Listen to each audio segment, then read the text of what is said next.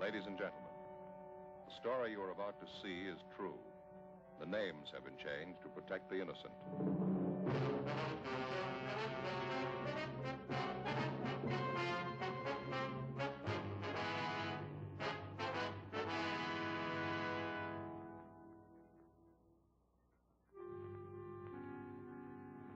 This is the city. 2 million people, almost 1 million kids. The people have tried to plan for them. They've built schools for them to learn in, beaches and parks for them to play in. Most of the kids follow the course as planned. A few of them get lost on the way. When they do, it makes trouble for me. I'm a cop.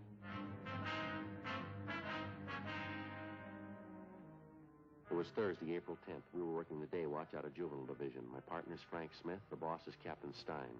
My name's Friday. A crime wave had suddenly erupted among the teenagers of the city. We were getting reports of robberies, burglaries, and bodily assault. We didn't know why it was happening, but we had to try and stop it.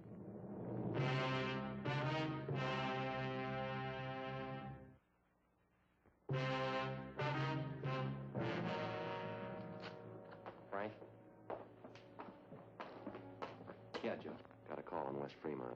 Same neighborhood we had trouble Monday night? Yeah, sounds like it might be the same gang, too. Those kids are sure moving fast. Yeah, did you leave the note for Simmons? Mm-hmm. All set. What is it this time? Movie theater on West Fremont, small neighborhood house. Mm-hmm. They had a crowd of 15 or 20 kids in there today, mixed group, boys and girls. For no reason at all, they started to tear the place up. They do much damage? Well, we can see when we get there. They told me on the phone, theater manager tried to quiet the kids down. Half a dozen boys piled all over him. One of them pulled a knife. They tore up a couple of seats, moved out into the lobby, smashed mirrors, lamps, beat up one of the ushers. Lousy little punks would give a right arm to know how this thing got started. We never had much trouble from the kids in that neighborhood out there, Joe. Not until this last month. They seem to be going crazy. It's not getting any better. Burglaries, car thefts, wrecking property. Somebody's going to come out on the short end if it keeps up. It's got to happen. Well, maybe it already has, Frank. When they were ripping up that theater lobby today, one kid got hurt. What happened? 14-year-old boy. In the mix-up, he got shoved through a display case, plate glass. Cut up pretty bad. Well, his eyes. I'm not sure he's going to see again. In police work, the standard law of cause and effect works like it does for everything else. When a crime's committed, there's a cause behind it. There's a reason for it. And when a group of normally well-behaved kids in an average residential neighborhood start running wild, there's got to be a reason for that, too. A month before, a rash of auto thefts, petty stealing, and public disturbances had broken out suddenly in this particular neighborhood. All of the incidents were traced directly to the teenagers in the area. Why the kids had suddenly decided to run wild, we didn't know, but the amount and nature of the violations kept getting more serious. Juveniles who'd previously been picked up for petty thefts and placed on probation were now being brought in on charges of burglary. Auto thefts in the area had jumped 20%. Misconduct and drunk charges against the teenagers, girls and boys alike, increased by the week. We had a fair idea what the root of all the trouble was. So far, we hadn't been able to trace it. 3:07 p.m.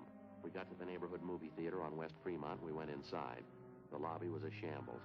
A new show had just started. The manager of the theater met us in the lobby, a Mr. Clyde Barton. Got the best of me, Sergeant. I don't know what to make of it. Just look at that wreck. You'd think they were a bunch of savages. You have any idea at all what started them off, Mr. Barton?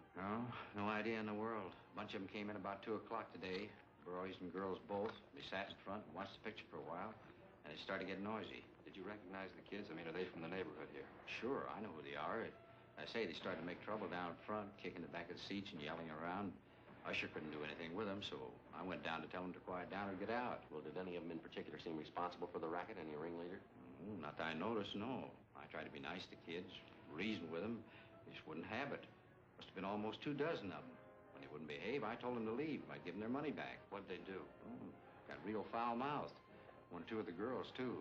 Some of the language I wouldn't even use at a stag party. Well, I got so mad, I grabbed 2 of the guys by the neck and told them to get out. And that's when it broke loose. What happened exactly? A whole crowd of them jumped out of their seats and piled on me. I fell back down there on the floor, and I started swinging. To tell you the truth, Sergeant, I was scared. I didn't know what to make of them. It seemed like a pack of animals, wild. I happened to hit this one kid. I saw him pull out a knife and come at me. You usually get along pretty well with the neighborhood kids, do you, Mr. Barton? They don't have any grudge against you that you know of? Not that I know of, no. Up until a few weeks ago, everything was fine. I never had a bit of trouble with him. Then all this rowdy stuff began. I tell you, it's got the best of me. This is the first time you've had any trouble of any real size, is that right? Yeah, well, once in a while the kids fool around the show, talking loud, you know, but nothing like this. You want to see Fred, my usher, the way they messed him up. Brutal. That little 14-year-old that they shoved through the glass showcase. Gonna be a real mess if he doesn't pull through. I was going to ask you, sir, about the kids in that crowd you recognized. You happen to know any of their names? Here's the list. 7 names in all. Every one of those kids was in that gang. I can give you a hand tracking down their addresses. Thank you. Something else. Here's what I was talking about. What's this, sir? In that scramble here in the lobby, that little box fell out of one of the kids' pockets. One of the ushers picked it up and brought it into me. Have a look inside. Right? Mm-hmm. I don't know too much about it, Sergeant, but I got a hunch. I don't think I made a mistake. Yeah. What do you think? No, sir, it's no mistake. Marijuana.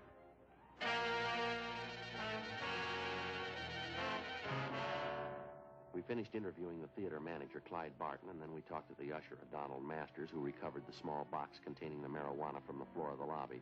He told us he recognized the young fellow who dropped the box. He said the boy's name was Harold Everson, one of the names which appeared on the list which the theater manager, Mr. Barton, had given us. 7:45 p.m., Frank and I located the Everson boys' home. It was a 2-story frame, colonial-style house in a better-than-average section of the city. The boy's father answered the door, a Harold Everson Sr. We told him what we wanted.